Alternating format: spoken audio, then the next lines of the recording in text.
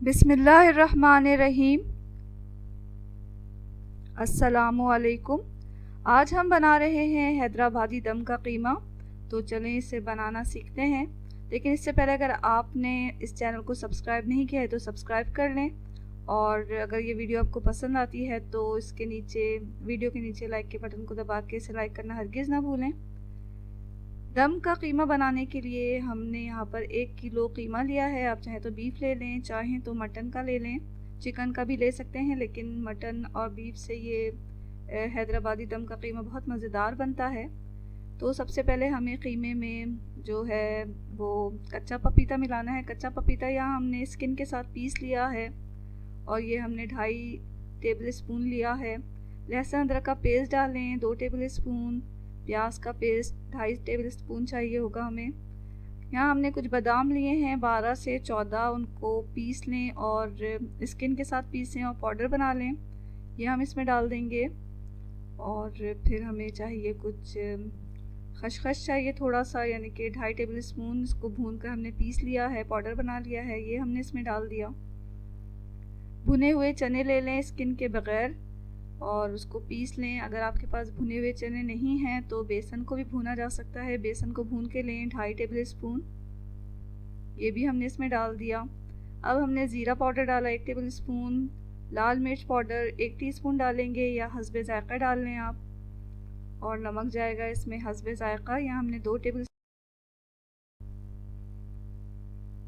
بھنا ہوا زیرہ 1 T spoon جائے گا، اس سے دم کا قیمے کا ٹیسٹ بہت اچھا ہو جاتا ہے۔ اور یہ کالی مرچ ہے، اس کو ہم نے ہلکا سا کوٹ لیا ہے، یہ 1 ٹی اسپون ڈالیں گے۔ گرم مسالہ جائے گا آخر میں، اور یہ بھی 1 ٹی اسپون ڈالیں گے۔ دہی لے لیں آپ 1.5 یا 1 کپ، تو 1 سے 1.5 کپ دہی اس میں ڈال دیں، اور کوکنگ آئل کوئی سا بھی لے لیں، اور یہ ہم نے آدھا کپ لیا ہے۔ ان تمام چیزوں کو ڈال کر ہمیں اسے اچھی طرح مکس کرنا ہے۔ دم کا قیمہ بنانا بہت آسان ہے، اگر آپ اس طرح سے میرینیٹ کر کے رکھتے ہیں تو اسے پکانا بہت ہی آسان ہو جاتا ہے اور بہت کم وقت میں یہ بن جاتا ہے۔ تو قیمے کے ساتھ ہم نے تمام مسالے کو پیس لیا ہے، مکس کر لیا ہے، اور اس کو ہم اچھی طرح مکس کر لیں گے۔ مکس کرنے کے دوران ہی بہت ہی اچھی اور سوندھی سوندھی سی خوشبو آ رہی ہے، کیونکہ ہم نے اس میں خشخاش اور چنے کا پاؤڈر وغیرہ ڈالا ہے، اس سے بہت ہی اچھا اس کا ٹیسٹ بھی ہو جائے گا، اور ابھی اس کی بہت اچھی خوشبو آ رہی ہے۔ اب اسے ہم میرینیٹ ہونے کے لیے رکھ دیں گے 2 گھنٹے کے لیے، فریج میں رکھیں اسے، اور 2 گھنٹے کے بعد اسے نکالیں اور کسی پین میں اس کو ہم پکائیں گے۔ تو سب سے پہلے پین لیں اور اب اسے چولہے پہ نہ چڑھائیں، سب سے پہلے ہم میرینیٹڈ یہ جو قیمہ ہے وہ اس میں ڈال دیں گے پین میں۔ اب اس پین کو چولہے پہ چڑھائیں اور میڈیم فلیم پر اسے ہم تھوڑی دیر پکا لیں گے، اور جب یہ تھوڑا گرم ہونے لگ جائے گا تو ہم اسے اچھی طرح مکس کر لیں گے۔ آپ دیکھ سکتے ہیں کہ دہی اور تمام مسالے کا جو پانی ہے وہ نکل رہا ہے۔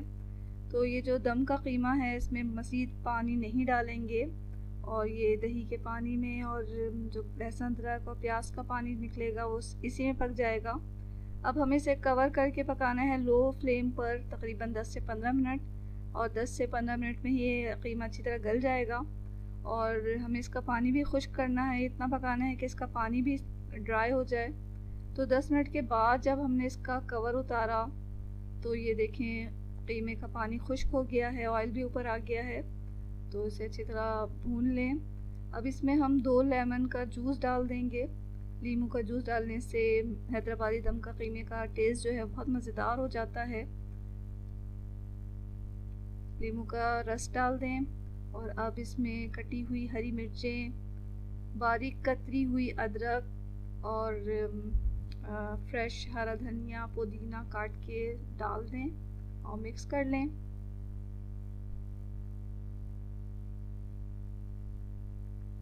حیدرآبادی دم کے قیمے کو اب ہمیں اسموکی فلیور دینا ہے، تو اس کے لیے ہم ایک کوئلے کا پیس لے لیں گے اور اس کو سلگا لیں گے اچھی طرح۔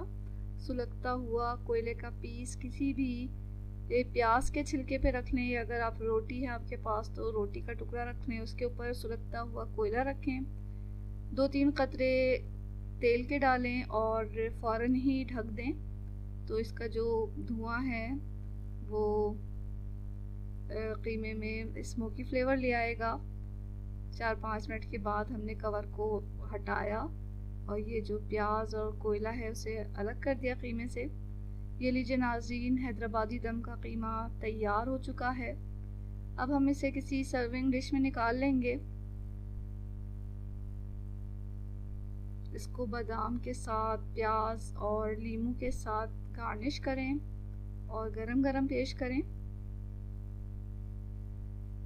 یہ حیدرآبادی دم کا قیمہ بالکل تیار ہو چکا ہے۔ اسے آپ ضرور بنائیں، خود بھی کھائیں، اپنے گھر والوں کو بھی کھلائیں۔ یہ بہت مزیدار بنتا ہے، اور اگر آپ اسے دعوتوں میں بنائیں گے تو مہمان آپ کے گن گائیں گے۔